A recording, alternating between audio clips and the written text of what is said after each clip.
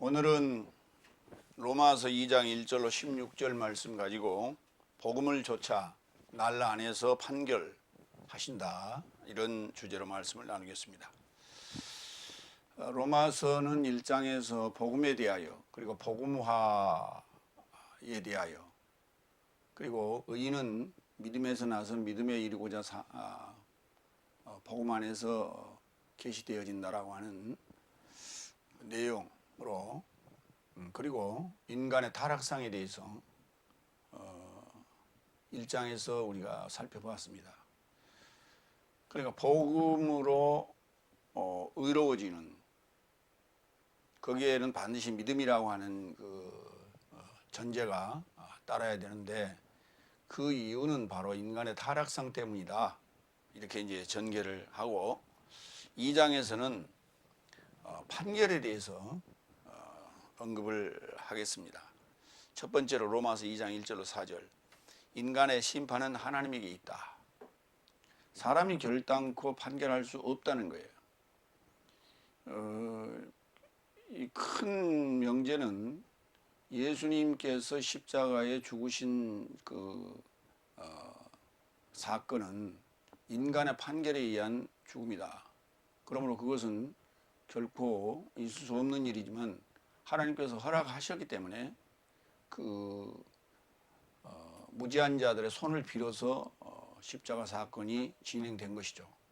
그러나 그들이 판결을 했다고 생각할 수도 있으나 그것은 결코 판결할 수 없다는 것을 오늘 사도 바울로스가 얘기하고자 하는 것 같습니다. 첫 번째 1절. 그러므로 판결하는 모든 인간아, 너는 변명치 못하는 것이다. 왜냐하면 네가 다른 일을 판결하는 것 안에서 네 자신을 정죄한다. 왜냐하면 판결하는 네가 같은 삶을 자행한다. 옳고 그름에 대한 분별을 하지 말라는 얘기는 아닙니다. 이 판결이라고 하는 것은 판단이라는 차원하고는 다릅니다. 이 판단이라는 것은 옳고 그름에 대한 분별 정도가 판단이 되겠습니다. 그러나 판결이라고 하는 것은 심판이에요. 결과가. 그러니까 동사는 크리노, 판결이고, 판결하다고, 명사는 크리스마, 크리마, 이렇게 남성 명사로 심판, 또 중성 명사로 심판이라는 결론에 주어집니다. 그러니까 심판에 이르는 것을 판결하다라고 합니다. 그래서 판결이라는 개념이나 심판이라는 개념은 같은 개념이다, 이렇게 보시면 됩니다. 그러니까 다르니, 나와 다르니, 헤테론, 나와 다르다고 해서 판결하지 말라. 지금 특히 종교계에서 일어나고 있는 현상들을 우리가 이제 그렇게 볼 수가 있죠. 남을 정죄하는 일이 너무 많죠. 그걸 이제 정죄라고도 합니다. 카타크리노라고 하는데, 판결을 하는데 아예 일어날 수 없는, 기회가 주어지지 않는 그런 판결을 카타크리노, 정죄라고 합니다. 그 정죄라고 하는 건 심판에 이르는 것이기 때문에 더 이상 살 수 없는 그런 판결이 되겠습니다. 사도 바울이 어떤 근거 없이 얘기를 하는 게 아니라 마태복음 7장 1절로 5절에서 예수님께서 하신 말씀에 대한 설명이고 해설이다, 이렇게 보시면 됩니다. 네 삶이 판결받지 않으려면 판결하지 말라. 왜냐하면 판결 안에서 네 삶이 판결하면 네 삶이 판결받을 것이나 측량 안에서 네 삶이 측량하면 네 삶에게 그가 대신 측량받을 것이다.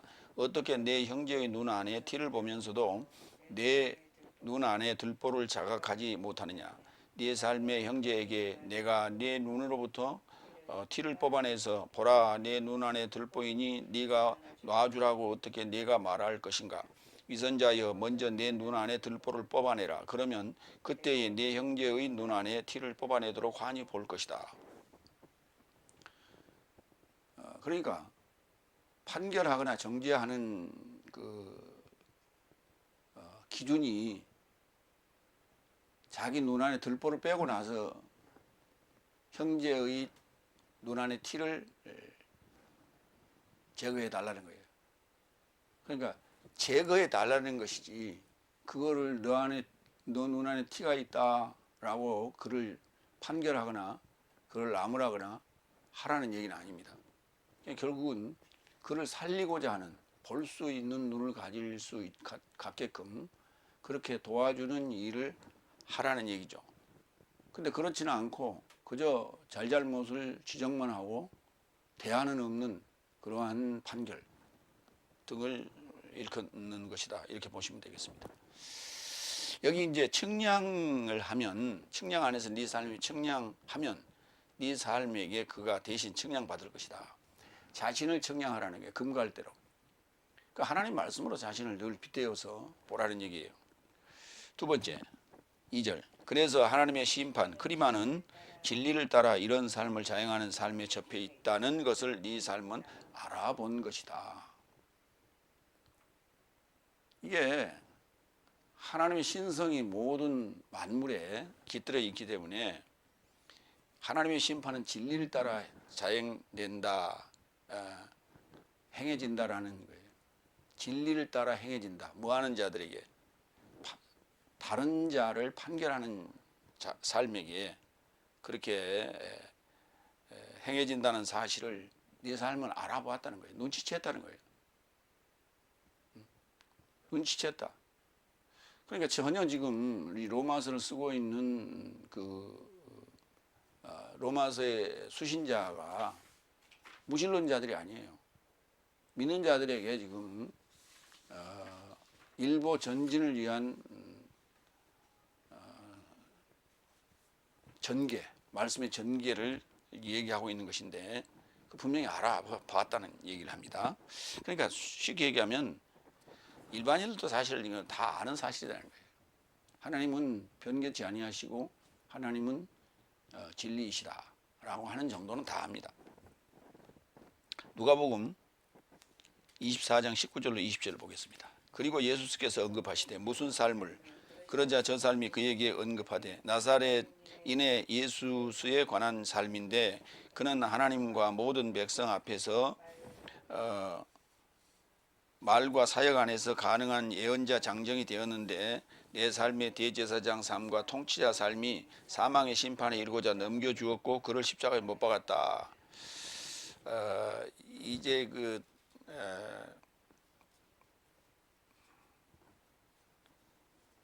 엠마오로 내려간 두 제자들과의 대화 같습니다. 예. 그래서 이제 내 삶의 대제사장 삶과 통치자 삶이 사망의 심판에 이르고자 넘겨주었다. 그러니까 이런 심판은 사망에 이르는 심판을 할 수 없는데도 불구하고 십자가에 못 박았다는 거예요. 그렇기 때문에 이러한 죄를 우리는 다시 짓지 말라 그런 얘기를 하고 있는 것이죠. 그럼에도 불구하고 이 사건은 표면적인 입장에서 볼 때 얘기고 내면적인 차원에서 볼 때는 하나님께서 허락하셨기 때문에 가능한 거예요. 그러나 하나님께서는 친히 십자가에 못 박지 아니하시고 그 무모한 자들의 손을 빌어서 일을 행하신다는 사실입니다. 히브리서 9장 27절 사람 삶에게 뭔가를 쫓아 한 번 죽도록 그가 지정한다. 이를 결합하여 심판도 그가 지정한다. 자, 한 번 죽는 것 이게 이제 정한 것인데 이를 겹하여 심판도 그가 지정한다. 당연히 그렇죠. 그러니까 죽음과 결부되어 있다는 거예요. 사망과 결부되어 있다, 심판은. 그런데 이따가 이제 나오겠습니다만은 불신자들의 죽음은 결국은 심판은 아니에요. 그거는 파멸이지. 그래서 그들에게는 별도의 심판이 따로 있지 않습니다. 왜냐하면 믿지 아니한 그 자체가 심판이에요. 그래서 그들에게는 하나님께서 백보자 심판대 앞에 그들은 세우지 않습니다. 그 이제 뒤에 설명을 하겠습니다. 세 번째로 갑니다. 3절 4절. 이런 삶을 자행하는 삶을 판결하는 같은 삶을 자행하는 오 인간아 네가 하나님의 판결을 피해낼 것이라고 여기느냐 혹 그의 인자함의 부유함과 절제와 오래 참음이 회개에 이르고자 너를 인도하시는 하나님의 인자하시는 것을 알지 못해 없인 여기느냐. 이 정도는 지금 넷째 날 정도 의 신앙인들에게 지금 하는 말이죠. 오 인간아, 야 인간아, 뭐 이 정도예요. 근데 이제 표현상 오 인간아 이렇게 그대로 번역을 한 겁니다. 그 오라고 하는 것은 오메가를 그저 금력으로 그냥 한 거예요. 오 인간아. 그러니까 이제 헬라인들은 그렇게 표현하는지 몰라요. 오 인간아. 상당히 그 뭐랄까 애정이 담긴 그런 표현이에요. 야 인간아 하고는 조금 거리가 있는 그런 표현이에요. 근데 우리나라 사람들을 보고 번역하라 하면 아마 그렇게 할 거예요. 야 인간아 이 정도로.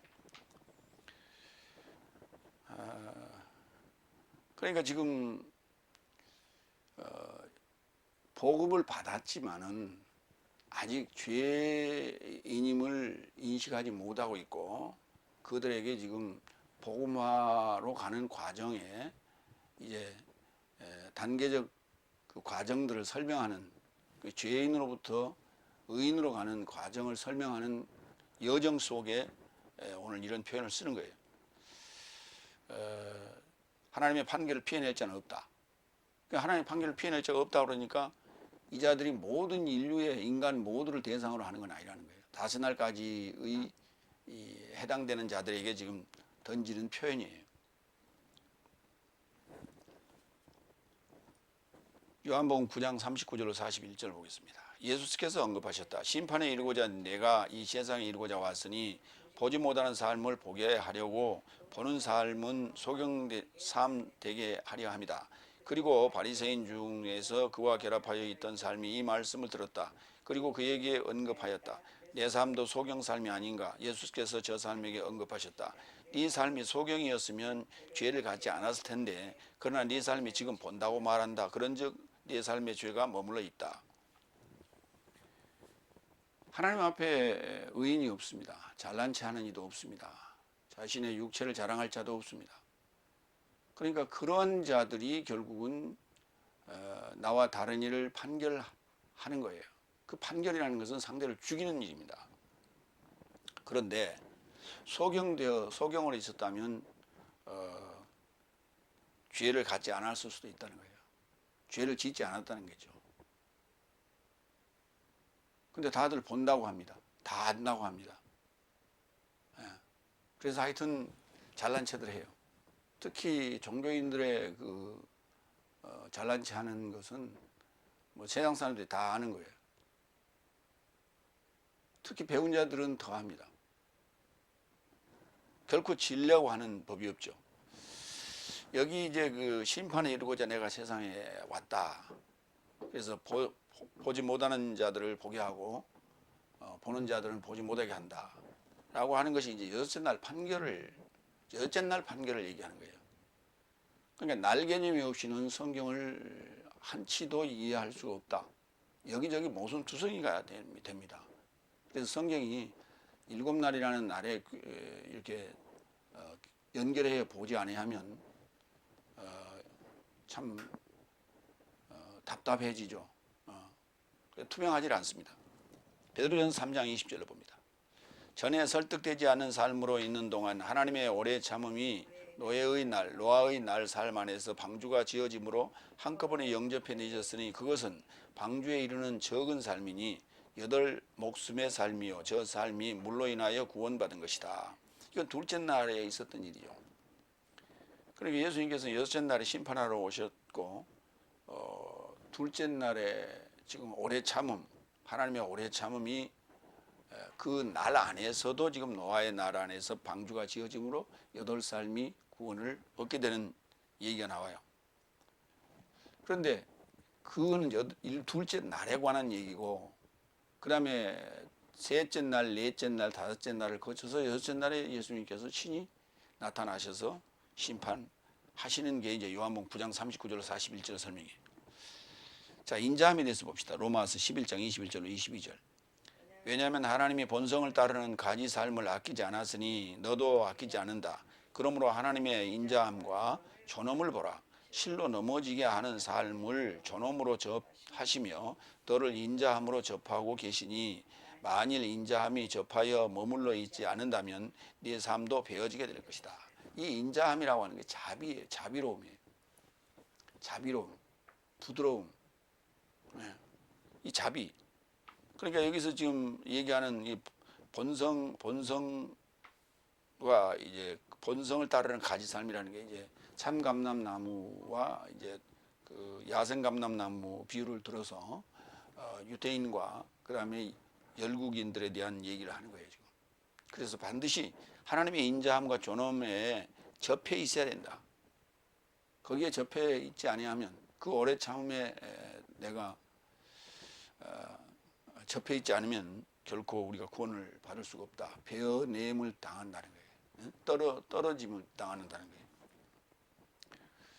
그럼에도 불구하고 그 하나님의 오래 참음이라고 하는 그 시간 속에서 업신여기는, 무시하는, 때로는 자포자기하는 이런 것들을 지금 지적하고 있죠. 지금 현재 상황이 어쩌면 우리나라 코로나 전국이 우리 그리스도인들에게 있어서 굉장히 지루하고 또 하나님은 도대체 뭘 하시는가?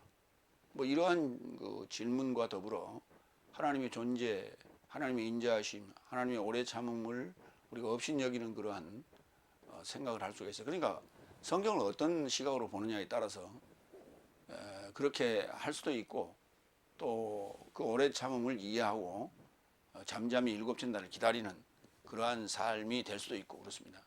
신앙인의 기준이라는 게 어떤 목표를 가지고 어떤 좌표를 읽어서 그 목표점을 향해 가느냐에 따라서 그 행동은 달라질 수밖에 없다. 큰 두 번째 대지로 넘어가겠습니다. 로마서 2장 5절로 11절.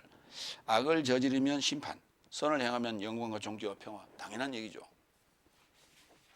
네 번째 5절로 7절. 그래서 너의 완고함과 회개치 않은 마음을 조차 하나님의 의로운 심판의 계시와 진노의 날 안에 진노를 자신에게 쌓는다.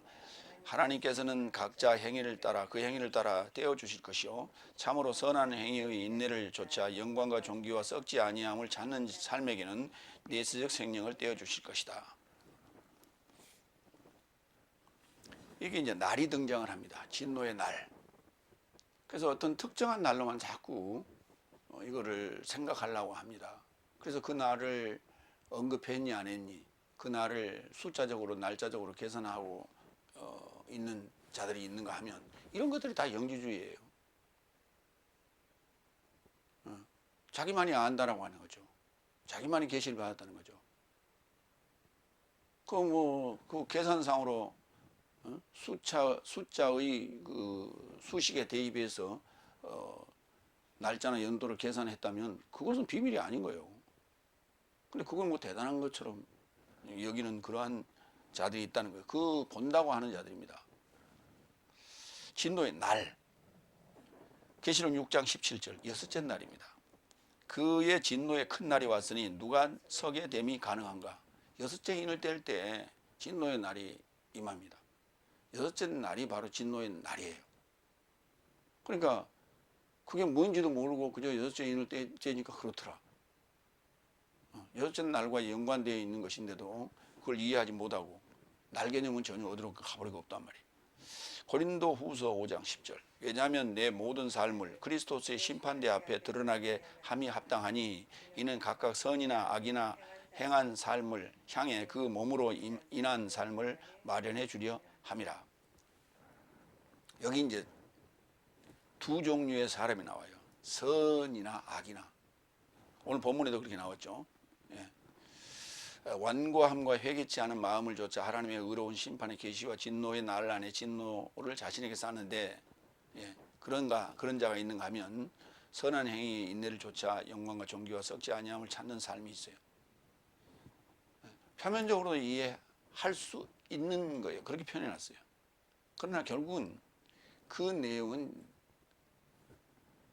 내가 예수 믿기 전에 진리를 알기 전에는 전자에 해당되는 거예요.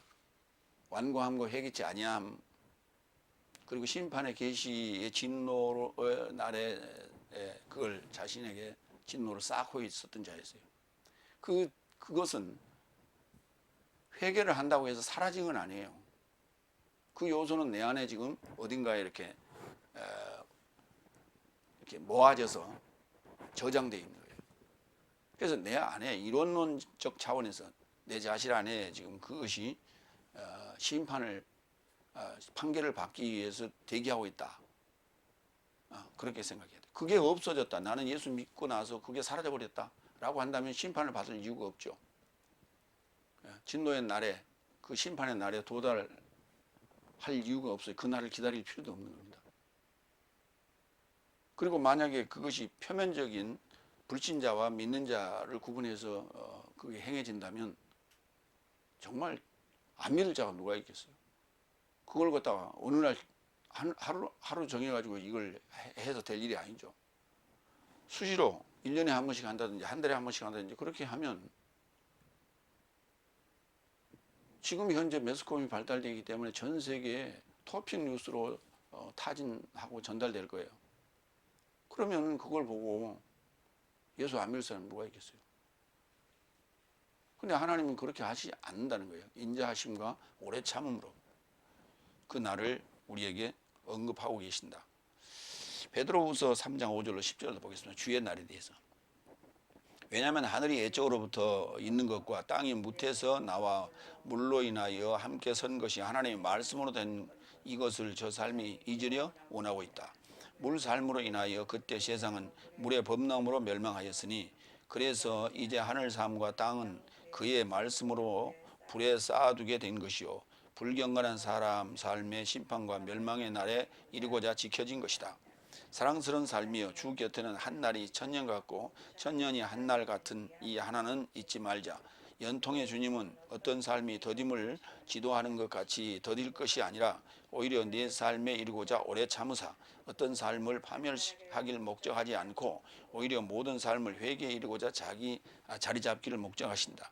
그러나 주의 날이 밤 안에 도적같이 도착하리니 그 날 안에서 하늘 삶이 굉음으로 지나갈 것이며 초등 학문이 불살라져 풀어질 것이며 땅과 그 안의 행위가 불태워질 것이다. 주의 날이 밤 안에 도적같이 오는데 형제 삶이 너희에게는 이것을 쓸 것이 필요 없다고 데살로니가전서 5장 1절에 기록하고 있어요. 빛에 들어간 자, 빛을 만난 자, 판결을 받은 자는 주의 날에 이미 들어가 있는 자입니다. 그렇기 때문에 어느 특정한 날을 지금 성경은 말하고 있는 게 아니에요. 어느 특정한 날을 말하고 있다면 이렇게 애매모호하게 써놓으면 안 돼요. 몇 년도에 온다고 얘기를 해야 돼요. 그 날이. 근데 그런 표현이 아니거든요. 그러면 그거 진리가 될 수도 없어요. 왜냐하면 그때 이미 세상은 종말이 이루어져 버릴 것이기 때문에 그렇습니다. 그러니까 그렇게 써놨다면 예수 안 믿는 사람이 누가 있어요? 그럼에도 불구하고 안 믿을 사람도 있긴 있어요. 그날을 어떻게 믿겠냐 이렇게. 선한 행위는 인내를 쫓았기 때문에 영광과 정죄와 내세적 생명이 주어질 거예요. 여기 가장 중요한 단어가 인내예요. 인내라는 단어인데 그 인내라는 게요. 참는데도 한계가 있다. 우리 인간은 그렇게 얘기해요. 참는데도 한계가 있다. 근데 평생을 신앙생활을 하면서도 그 날을 바라보며 신앙생활하는 그 그리스도인들을 보면 참 존경스럽습니다. 그러면서도 그 날은 결국 만나지도 못하고 가는데요. 그러나 그게 이제 궁극적인 목적인 것처럼 보이면서도 부수적으로 필요한 것들이 또 얻어지는 것들이 있기 때문에 결국은 예수를 믿는 거거든요. 그 부수적으로 얻어지는 게 뭐냐면 기도에 대한 응답이에요. 자기가 필요한 것들을 요구하고 그것이 성취되어지는 어떤 기쁨, 또 은사에 대한 성취감, 뭐 이런 것들이 부수적으로 떨어지는 어떤 콩고물이죠. 그 콩고물 때문에 사실은 그걸 유지했다. 답도 없는 그 날을 기다렸다. 이렇게 볼 수가 있는 거예요. 마태복음 24장 11절로 14절. 굉장히 중요한 단어예요. 그리고 많은 거짓 예언자 삶이 일어나게 되며 많은 삶을 미혹할 것이다. 그리고 증가할 불법을 인하여 많은 삶의 사랑이 식어지게 될 것이다. 그러나 완성에 이르고자 견디는 자는 구원받을 것이다. 그리고 이 나라의 복음이 열국 삶 모두에게 증명에 이르고자 거주지 전체 안에 선포될 것이며 그때 완성이 도착할 것이다. 그러니까 완성에 이르고자 견디는 자는, 그런데 그 완성의 때가 어디라 했냐면 나라의 복음이 열국 삶 모두에게 증명에 이르고자 거주지 전체 안에 선포될 것이며 그때 완성이 도착할 것이다. 어쩌면 지금 우리가 선포하고 있는 이 나라의 복음의 때가 우리에게는 완성의 때예요. 그럼에도 불구하고 이 나라의 복음에 대해서 관심을 갖는 자는 아무도 없습니다. 마태복음 4장 23절, 9장 35절, 24장 14절 나라의 복음에 대해서 언급하고 있는데 이에 대해서 관심을 갖는 자는 아무도 없어요. 제가 유튜브에도 페이스북에도 나라의 복음에 대해서 타이틀을 걸어놓고 있는데도 불구하고 질문하는 이가 아무도 없어요. 반드시 나라의 복음의 선포가 이루어지기 전까지는 반드시 견디는 과정이 필요하다. 그러니까 완성이라는 텔로스에 이루지 않으면 나라의 복음이 뭔지도 모르고 나라의 복음을 선포할 수도 없어요. 디모데후서 4장 7절로 8절 사도 바울로스의 그 완성의 모습입니다. 나는 좋은 싸움을 싸웠고 나의 달려갈 길을 완성하였고 나는 믿음을 지켰기에 마침내 나에게 의의 면류관이 놓였으니 의로우신 재판장이신 주께서 그날에 나에게 떼어주실 것이요 내게만 아니라 나의 주의 출현을 사랑하고 있는 모든 삶에게도 떼어주실 것이다. 그렇죠. 이게 정답이에요. 사도 바울이 자기의 지금 완성의 때, 나라의 복음의 완성의 때를 지금 언급하고 있고 나와 같이 하나님의 출현, 주의 출현은 언제입니까? 주의 임재, 주의 출현, 여섯째 날, 일곱째 날이죠. 사랑하고 있는 모든 삶에게도 떼어주실 것이다. 이 의의 면류관. 예. 바로 이제 그 완성의 때에 주어지는 상급이죠. 그것이 각자 모두에게 자신의 정한 때가 있다는 것을 지금 설명하고 있는 거예요. 그런 것이지 어느 일정한 정한 때가 있는 게 아니라는 얘기예요. 다섯 번째, 8절로 9절. 그러나 당쟁에서 실로 불의로 설득되어 진리로 납득하지 않는 삶에게는 분노와 진노가 주어질 것이요 악을 저지르는 인간의 모든 목숨에 접해 환난과 공고가 있으리니 첫째는 유대인 그리고 헬라인이다. 여기 이제 회개치 않는 삶에게 그랬어요. 그러니까 이런 표현은 안 믿는 자들에게 백날 얘기해봐야 소용이 없는 거예요. 그래서 믿는 자들에게 지금 이 표현을 하는 거예요. 그러면은 나는 지금 불의로 설득되어 진리로 납득하지 않았는데요 라고 말할 수 있겠죠. 근데 그게 불의로 되지 않았다는 것을 어떻게 증명할 거예요? 그저 목사님이 정규신학교를 나와서 안수받고 성경 말씀으로 나한테 가르치고 선포하니까 그게 진리인갑다 그렇게 생각하고 있는 것이지 그게 불의가 아니라는 것을 어떻게 증명할 수 있어요? 그것은 비교해 봐야 되는 거예요. 다른 어떤 해설이나 설교와 비교를 해야 되는 거예요. 그래서 분별해야 돼. 이걸 분별력이라고 하는 거예요. 자기 스스로 할 수 없을 때는 이것도 들어보고 저것도 들어보고 비교해야 돼요. 나라의 복음에 대해서 저기서는 언급한다. 저기서는 연통이라는 단어도 쓴다. 전능이라는 소망하는 사역이라는 단어도 쓰더라. 그게 도대체 뭐냐?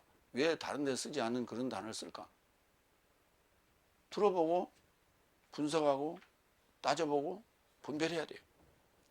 그랬을 때 내가 불의로 설득되었는지, 진리로 납득하지 않았는지,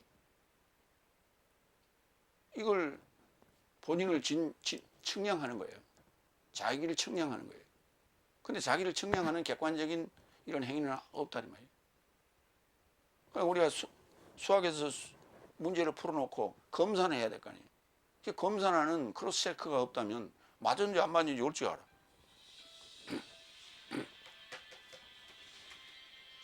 귀여워요.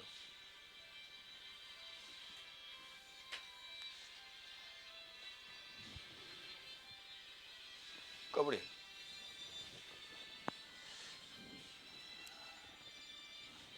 이게 이제 미혹의 역사라고 하는 것인데, 이 미혹의 역사를 당하고 있는 본인들은 모릅니다. 데살로니가후서 2장 8절로 10절을 보겠습니다.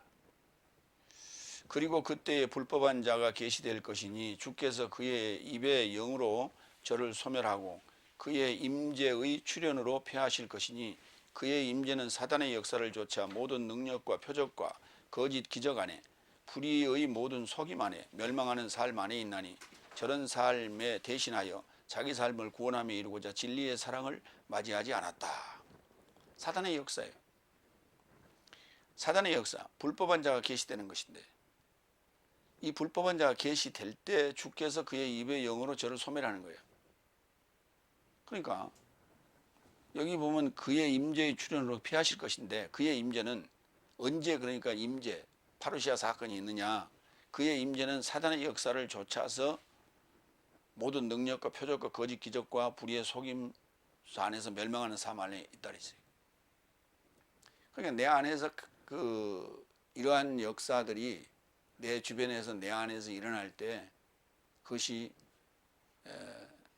그러니까 이게 지금 사탄의 무슨 말이냐면, 예수님께서 복음서에 오셨을 때야 귀신들이 나타납니다. 그 정체를 드러냅니다.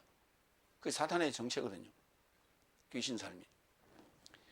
그러니까 이때 임재, 초림, 재림 그렇게 얘기하는데, 예수님께서 복음을 선포하시면, 예수님의 복음이 선포되면 그때 이런 역사가 나타나는 거예요. 또 우리 이제 공부할 때 이런 얘기들이 많이 있었어요. 목사님, 공부를 하면 할수록 그때 어떻게 내가 좀 이렇게 정결해진 맛보다는 안 하던 행동도 하고 못된 행동도 못된 생각도 이렇게 듭니다. 이런 체험들, 간증들을 들은 적이 있어요. 그게 뭐냐면,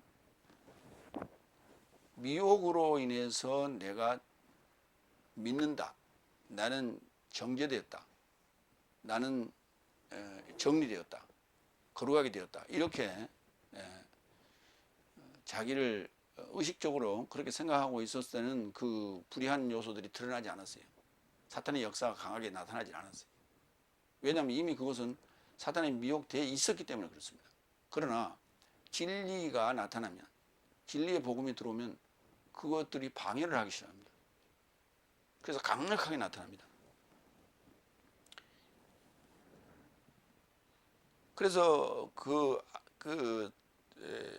이 악행의 인간에게는 환난과 공고가 있다. 그러니까 당연히 그 값이 오겠죠. 대응 값이 오겠죠. 그러니까 거기에 대해서 우리가 그걸 이제 안 해야 되겠다라고 이렇게 갈라내는 거예요. 내 속에서 그러한 요소들을 갈라내는 확고한 어떤 계기가 되겠죠.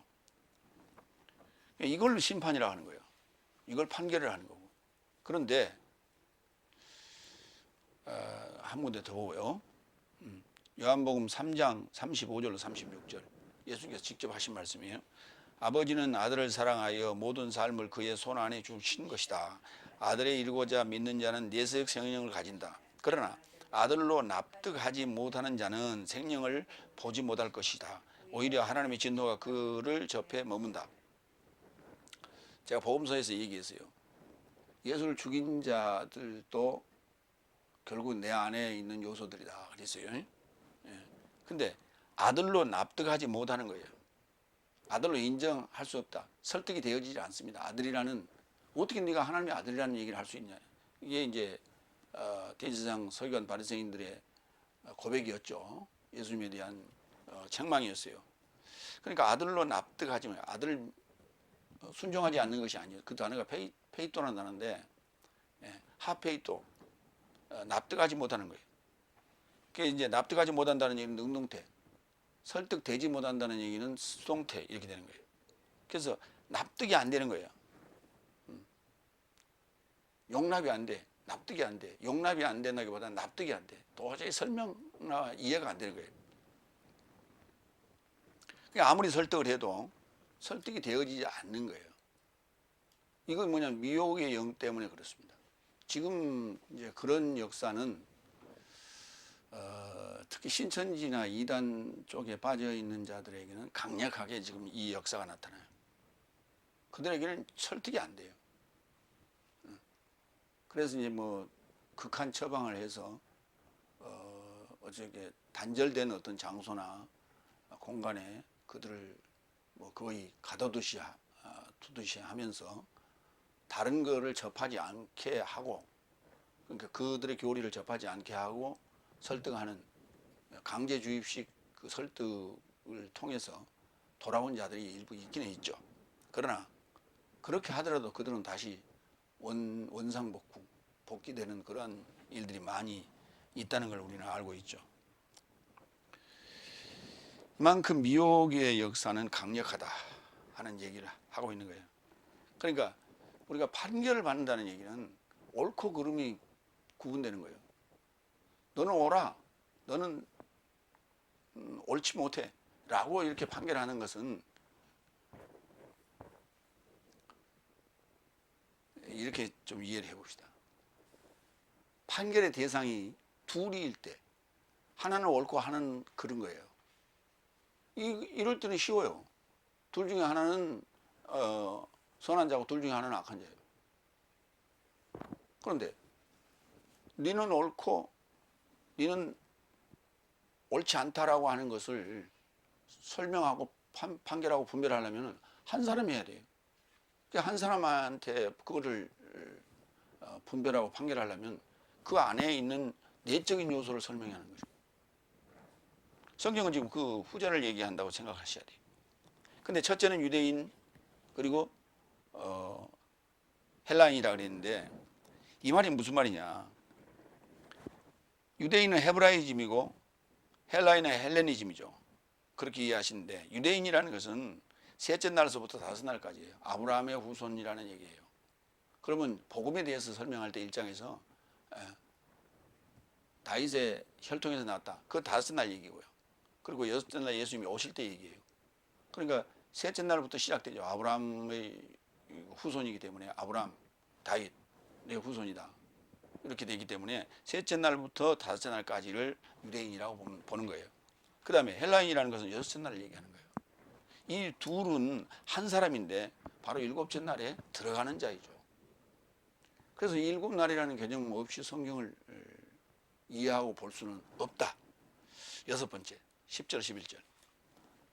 그러나 선을 행하는 모두에게 영광과 존귀와 평화가 있으리니 첫째는 유대인에게 그리고 헬라인에게라. 왜냐하면 하나님 곁에는 외모로 취함이 없으시기 때문이다.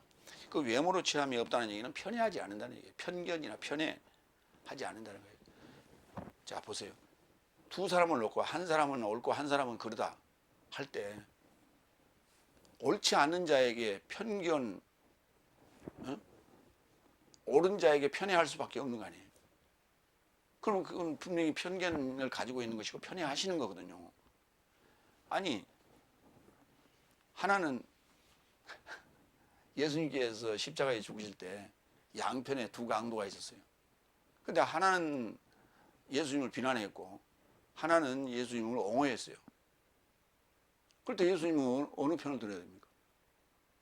옹호하는 자의 편을 들어야 되겠죠. 그렇게 얘기했어요. 그 언급되어 있으면 누가복음에. 너는 나와 결합하여 낙원에 있을 것이다. 오늘 낙원에 있을 것이다. 그랬어요. 그리고 비난하는 자에게는 일절 얘기하지 않았어요. 그 편애하시는 거거든요. 그 얘기가 아니란 말이에요. 그러니까 성경은 지금 뭘 얘기하느냐. 옳은 자와 그른 자를 표면적으로 우리가 이제 비교해서 교육용으로 그렇게 이해하고 또 표면적으로 그렇게 있습니다. 그러니까 그렇게 이해하고 우리가 학습하는 거예요. 그러나 그 내용을 내 속으로 가지고 들어와라. 여섯 번째, 갈라디아서 6장 7절로 9절을 보겠습니다. 네 삶은 미혹을 받지 말라. 하나님은 조롱받지 않으신다. 사람이 무엇을 심든지 그것을 또한 거둘 것이다. 자신의 육체에 이르고자 선을 심는 자는 육체에서 썩을 것을 거두고 영에 이르고자 심는 자는 영에게서 내세적 생명을 거둘 것이다. 그러므로 내 삶이 좋은 것을 행하고 약해지지 말지니 왜냐하면 풀어지지 않으면 자기 때에 거둘 것이다. 자기 때에 거둘 것이다. 굉장히 중요한 얘기예요. 자기 때가 있다는 거예요. 근데 반드시 풀어지지 아니하면 그랬어요. 예. 우클리오. 풀어진다는 얘기가 무슨 말이에요? 여행을 하는 자, 일을 하는 자는 허리띠를 졸라매고 긴장하고 가야 됩니다. 목표점을 향해서. 예. 마라톤 하는 자가 달리다가 쉬면 더 이상 못 갑니다. 다리가 풀어져 버립니다. 더 이상 못 가요. 그러니까 절대 쉬면 안 돼요. 걸어갈 수는 있어 가다가 잠깐. 그러나 절대 앉아서 쉬면 안 됩니다. 그렇게 여기에 이제 인내라고 하는 것이 필요하죠. 첫째는 유대인에게 그리고 헬라인에게다 마찬가지예요. 예. 선행을 하는 것도 악행을 하는 것도 불의를 하는 것도 마찬가지로 유대인에게요. 그러면 헬라인에게가. 셋째 날부터 믿음이 씨앗이 심겨지고 그 결과가 여섯째 날 예수님의 탄생으로 나타나죠. 이 과정을 얘기하고 있는 거예요. 그래서 헬라인이라고 하는 그런 헬레니즘적 사고, 인카네이션, 성육신이라는 그 사상적인 토대 위에 예수님이 탄생하는 거예요. 그래서 헬레니즘 없이는 헬라인의 그 개념이 없이는 사상이 없이는 예수님 탄생 안 됩니다.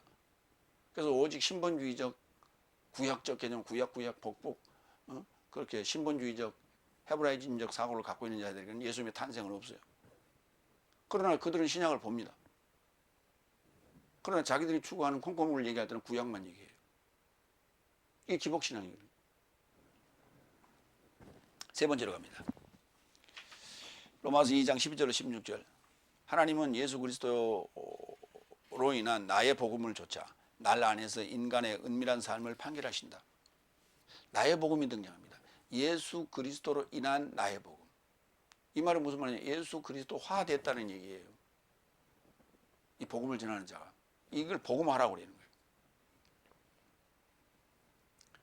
거예요. 나의 복음이라고 하는, 네가 복음, 내가 복음 뭐 이런 말을 쓰는데 내가 복음도 아니고 네가 복음도 아니고 그리스도 예수로 인한 나의 복음이에요. 그래서 내가 복음화가 돼야 된다는 얘기예요. 굉장히 중요한 표현이에요. 일곱 번째 12절 13절. 왜냐하면 법 없이 저지른 삶은 법 없이 파멸할 것이며 법 안에서 죄 지은 삶은 법으로 인하여 판결받을 것이다. 왜냐하면 하나님 곁에는 법의 정치자 삶이 의로운 삶이 아니라 오히려 법의 행위자 삶이 의롭게 될 것이다. 여기 대단히 중요한 부분이 언급되어 있어요. 12절. 그러니까 법이 없는 죄인은, 법이 없으면 죄인이 될 수가 없죠. 그런데 법 없이 죄를 지은 자는, 그 말이에요. 법 없이 죄를 지은 자는 법 없이 파멸할 것이에요. 법 안에서 죄 지은 삶은 법으로 인하여 판결받을 것이에요. 잘 보세요. 법 없이 죄 지은 삶은 법 없이 판결받을 것이라고 안 했어요. 법 없이 죄 지은 삶은 법 없이 파멸할 것이라고 했어요. 그럼 법 없이 죄 지은 삶이 누구냐? 한날에서부터 계속 가고 있는 거예요. 한날 둘째 날 삶을 계속 살고 있는 자예요. 그 자는 법 없이 파멸할 거예요. 이걸 우리가 자연인이라고 해요. 그리스도인들로 볼 때는 불신자들이에요. 그래서 그들은 판결이 없습니다. 그러나 법 안에서 죄 지은 삶은 법으로 인하여 판결받을 것이에요. 이건 넷째 날 법을 받게 돼요. 율법을 받게 돼요. 이 율법을 받고 나서 죄 지은 자는, 교회 나오면서 죄 지은 자는 율법으로 판결받는 거예요. 결론, 법 없는 죄인은 법 없이 파멸, 자체 심판이라는 거예요. 법에 의한 판결 없이 파멸되는 거예요. 그의 설명은 14절, 15절입니다. 그럼 14절, 15절 가서 보기로 하고요. 갈라디아서 2장 19절로 20절 보겠습니다. 법 안에서 죄 지은 사람은 법으로 판결받는다 그랬어요. 자, 갈라디아서 2장 19절. 왜냐하면 나는 법으로 인하여 법으로 죽었나니 이는 하나님으로 살고자 합니다. 이렇게 돼 있는데, 첫 번째 법은 뭐고 두 번째 법은 뭐냐? 첫 번째 법은 죄의 법이에요. 두 번째 법은 사망의 법이에요. 세 번째 하나님으로 산다는 건 생명의 성령의 법으로 산다는 얘기예요. 그러면 집어넣어서 한번 읽어봅시다. 왜냐하면 나는 죄의 법으로 인하여 사망의 법으로 죽었나니 이는 하나님 생명의 성령의 법으로 살고자 합니다. 이 부분을 지금 법 노모스가 법이에요. 그 율자를 굳이 넣을 필요가 없어요. 그러니까 죄의 법으로 인해서 사망의 법, 로마서 7장에서 언급하고 있는 사망의 법, 이 사망의 법에 의하여 죽었나니, 그걸 이제 우리가 일반적으로 율법이라고 하죠. 이는 하나님으로 살고자 합니다. 생명의 그리스도 예수 안에 있는 생명의 성령의 법으로 살고자 합니다. 그래서 내가 그리스도스와 함께 십자가에 못 박혔나니 나는 더 이상 살지 못하며 내 안에 그리스도스께서 살고 계시니 지금 내가 육체 안에 사는 것은 나를 사랑하사 내게서 초월하여 자신을 넘겨주신 하나님의 아들의 믿음 안에 사는 것이다. 이게 하나님이에요. 생명의 성령의 법을 가진 자가 하나님이에요. 그러니까 판결을 받는 이유는 하나님 되기 위한 거예요. 뭘로? 율법으로 판결받는 거예요. 법이 없이 판결할 수 없어요. 그 다음에 율법으로 판결받았으면 생명의 성령의 법으로 사는 거예요. 생명의 법으로 사는 거예요. 성령의 법으로 사는 거예요. 조예의 법으로 사는 거예요. 여덟 번째는 지금 법 없는 죄인은 법 없이 파멸된다는 것에 대한 설명입니다. 14절 15절. 왜냐하면 법을 갖지 못한 열국 삶이 본성으로 법의 삶을 행한다면 이 삶은 법을 갖지 못했어도 저 삶이 스스로 법이다. 이 삶은 저 삶의 마음 삶 안에 새긴 법의 행위를 저 삶의 공동의식이 공동 증언하고 서로의 이론의 틈새에서 고소하며 혹은 변화하여 속을 보여준다. 이 이제 14절 15절 얘기가 불신자들의 세상을 살아가는 질서를 유지하는 방식이에요. 다시 말해서 살인죄, 절도죄, 사기죄, 폭행죄 뭐 이런 죄들이 이제 만들어지잖아요. 그 죄들이 만들어지는 것이 성경을 기준으로 한 건 아니에요. 왜냐하면 성경이 우리 손에 들어오기 전에 이미 우리는 그런 죄에 대해서 극형을 내리기도 했어요. 그래서 여러 가지 그 사형제도가 있었죠. 그런 걸 보면 그들이 정한 나름의 마음의 법, 소위 본성에 의한 마음의 법으로 정죄를 해왔다. 공동의식이 지금 공동 증언했다. 이게 공동의식이라는 단어가 이게 양심이라고 번역을 했는데 양심이 증언한 거예요. 양심의 증언에 따라서, 양심의 법에 따라서. 뭐 요즘 그 집총 거부를 하고 있는 그 여호와 증인들 양심의 법에 따라 그렇게 얘기하잖아요. 그게 말이 안 되는 소리예요. 양심의 법이 아니라 성경에 따라서, 성경의 명령에 따라서 그렇게 얘기를 해야 맞죠. 그게 종교적 신념이죠. 그 양심의 법은 그게 어떻게 종교적 신념이에요?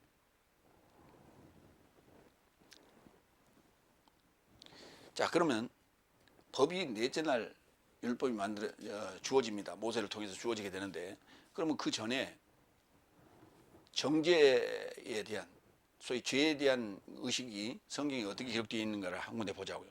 그게 창세기 42장 21절로 22절이에요. 그들이 서로 말하되 우리가 아우의 일로 인하여 범죄하였도다. 그 범죄했다고 지금 나와요.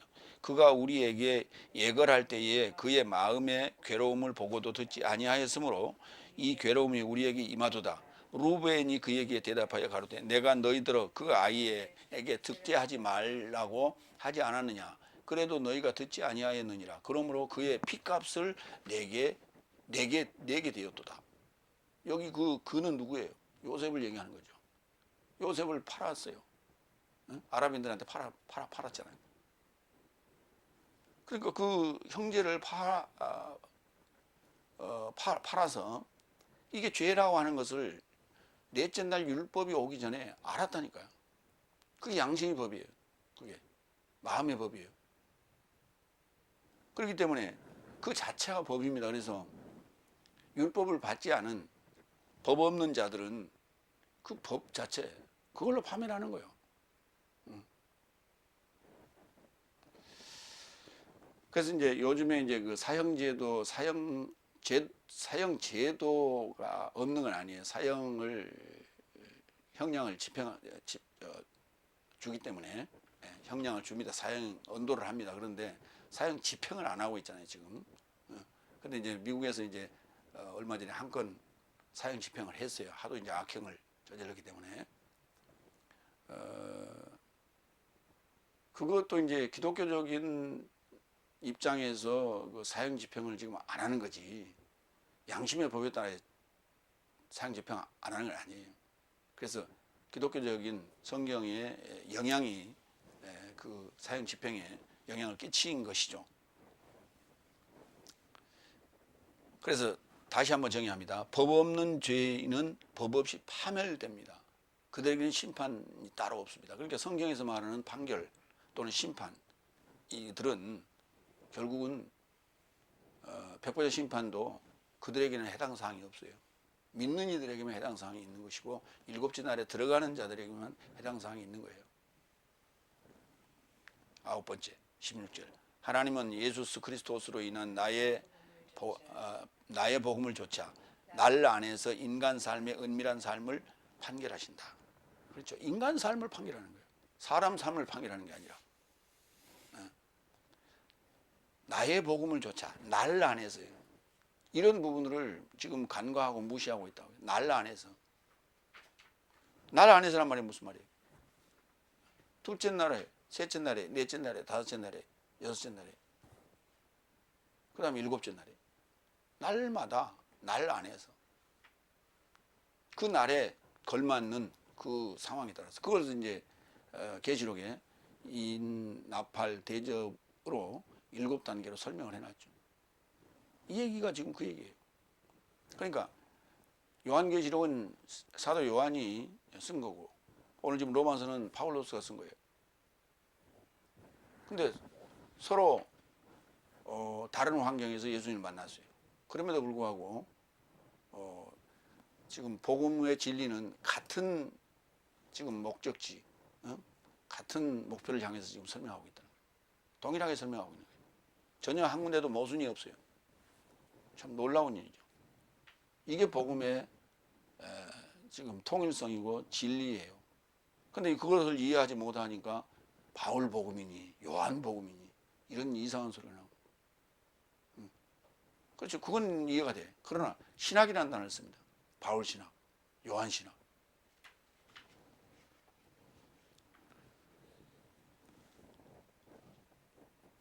그러니까 지금 16절을 이해하면 복음에 이르고자 택정함을 받고 복음화가 된 파울로스의 복음을 조차 복음화가 됐죠. 그 복음화가 된 파울로스의 복음을 좇아서 날 안에서 다섯째 날과 일곱째 날 안에서 인간 삶의 은밀한 삶을 판결합니다. 누가? 파울로스가 전한 복음이, 파울로스가 전한 그 선포한 복음이 다섯째 날 한 날에서 다섯째 날 넷째 날에 해당된 자들에게 판결하시는 거예요. 복음이 판결을 합니다. 하나님께서 친히 백보자에 와서 그런 표현으로 써놨습니다만은 그 백보자에 앉은 이는 인자예요. 사람의 아들이라고요. 그래서 오늘 지금 판결을 받아야 할 대상은 인간이라는 표현을 썼고요. 같은 안드로포스입니다. 그러나 날이 다르기 때문에 인간이라는 표현을 썼고, 그 다음에 판결하시는 자는 인자예요. 사람의 아들입니다. 마무리합니다. 복음에 대하여, 복음화에 대하여, 의인에 대하여, 복음의 계시, 죄 지은 인간의 타락상에 대하여 복음으로 심판을 언급한 것은, 지금까지 1장에서 2장 지금까지 언급한 것은 인자하신 하나님의 사랑과 구원의 계획이 구속사적으로 진행된다는 사실을 알게 하려 합니다. 7날과 법과 나라의 복음을 알지 못하면 하나님의 구속사가 이해될 수 없다는 것을 지금 말하고 있는데, 그 안에 지금 중요한 그 단어들을 놓치고 있었다는 사실이 기존에. 이것은 바로 여기에 언급한 7날, 그 다음에 3가지 법, 그 다음에 나라의 복음, 삼위일체로 완성되어지는 이 구속사적 맥락, 성경의 전체의 요약입니다. 이것을 알지 못하면 성경의 구속사가 이해되지 않습니다. 그렇기 때문에 지금까지 구속사라고 하는 단어는 언급이 됐고, 그 많은 사람들이 연구를 하려고 노력했으나 결론을 내지 못하고 지금 좌초되어 있다. 기도하겠습니다.